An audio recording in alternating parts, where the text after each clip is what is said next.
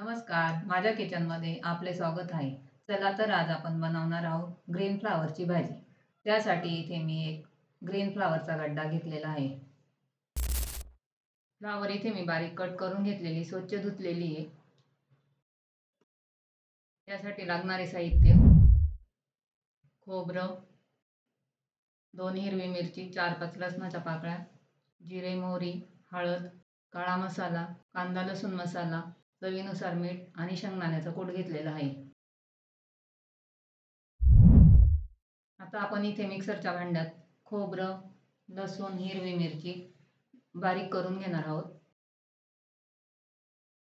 इथे आपली पेस्ट तयार झालेली आहे. आता इथे मी कढई ठेवलेली आहे. त्यात आपण पाहिजे तेवढं आपल्याला तेल घालू शकता. मी इथे 2-3 चमचे तेल घातलेलं आहे.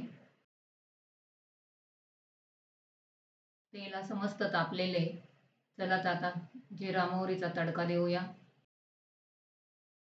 1 चमचा हळद, हिरवी मिरची, खोबरं, लसूण पेस्ट केलेली ते मस्त परतून घेऊया.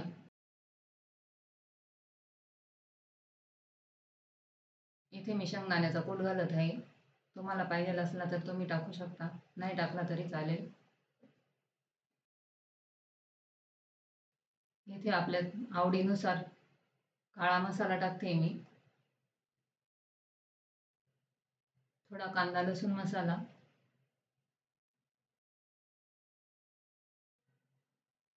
काळ्या मसाल्यातच बनवत आहे मी, तुम्ही लाल तिखट पण घालू शकता. इथे आता मस्त परतून घेऊया मसाला आपण.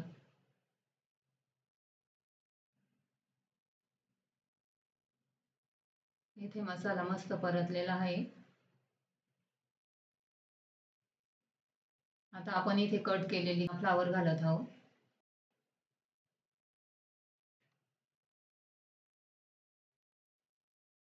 चवीनुसार मीठ,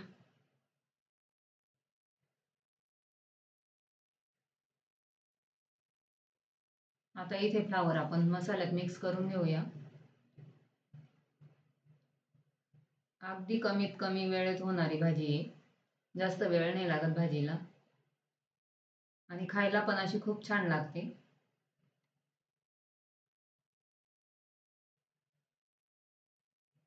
इथे आपली भाजी मिक्स झालेली आहे.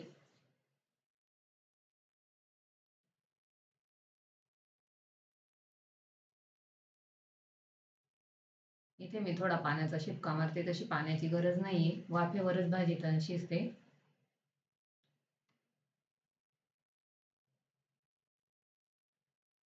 पाच मिनिट झाकण ठेवून आपण भाजी शिजून घेणार आहोत.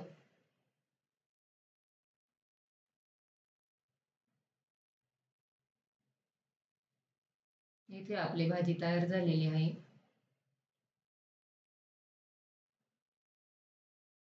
हे बघा कशी मस्त भाजी दिसते.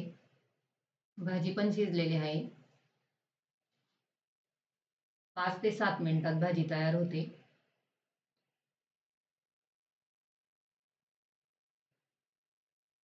मी इथे कोथिंबीर घालत आहे. तुम्हाला वाटली तर कोथिंबीर घालू शकता, नाही घातली तरी चालेल, पण कोथिंबीरीने अशी छान भाजी लागते,